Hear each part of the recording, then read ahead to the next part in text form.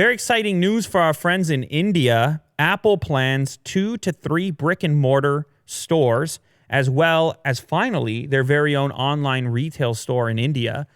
It's kind of surprising that this doesn't exist yet, but we have some news here. It's taken a while for Apple to truly embrace India. And I mean, I've been critical of it. I've talked about it here on the show many times, how I look at India as the most important emerging smartphone market, a place that's generating so much interest in smartphones. It's one of the few that's continuing to ramp up from a volume perspective, smartphone shipments, and the variety that exists of smartphone choices and the value associated with it. So I'm always paying attention to the Indian market from a smartphone perspective. And I felt for a long time that Apple was kind of ignoring that market, barely there, limping in, strictly selling old devices. When it came to manufacturing, keeping that only to their previous devices as well. Well, that's changing. And recently Apple announced that for the next generation of iPhone, that they would be manufacturing, at least assembling, doing a portion of the manufacturing process in India, which there are benefits, of course, for India if that takes place. Benefits in the sense that the devices go down in price because they're not taxed as a foreign good. And also, of course, it employs locals, which is always going to be favorable. But this is like the real step here. This is Apple making a public statement about an investment in a particular market by going there. And by the way, the rumor is currently that Mumbai will be the first city, but going into Mumbai and putting up one of their flagship stores. Now, apparently they said here it'll be in line with its global experience centers.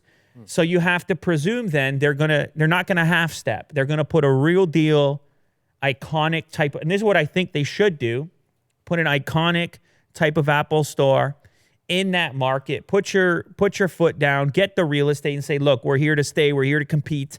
We wanna grant people access to interact with our brand.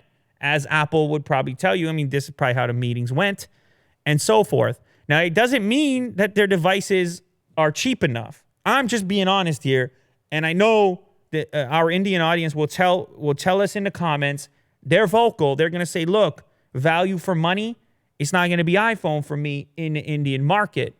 But trust me, I think, well, trust me in general here. I'm trying, but I think that this is an indication. It's a step towards a direction of being more perceptive, of being more aware of what might be suitable for that market. So you put the store, you put the online shop, they get to gather their own data because of that. They get to have their own customer experiences, which they're responsible for. And then maybe down the road, this leads to more approachable products, potentially region-exclusive products. It's a step in a direction, is what I'm trying to say. It's not going to fix the issue tomorrow. Apple is incredibly low market share in India comparative to other parts of the world. A lot of that is the cost prohibitiveness of their devices. And like I said previously, how slow they've been to really take the Indian market seriously. But nonetheless, it's happening now. They're going to open, like I said, a couple of brick and mortar flagship stores, starting with Mumbai, and the online store is going to be set up soon. That, alongside the manufacturing piece, means Apple is finally starting to take India seriously. And in my opinion, that's exactly what they need to be doing.